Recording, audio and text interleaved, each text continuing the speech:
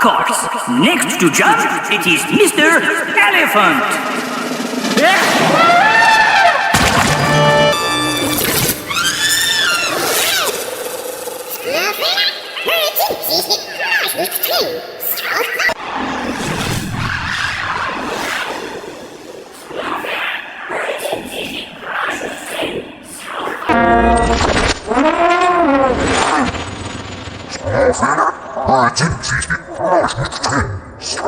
Of course, next to jump, it is Mr. Elephant.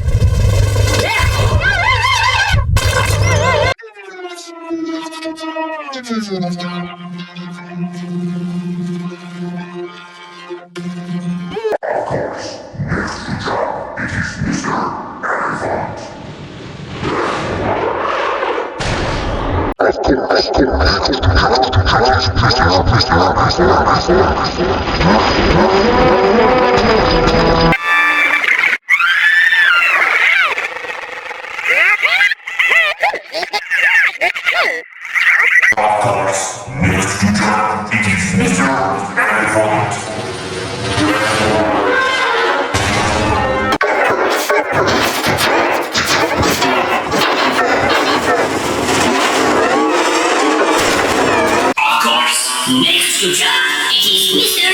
Elephant. Of course, next to jump, it is Mr. Elephant. Of course, next to jump, it is Mr. Elephant.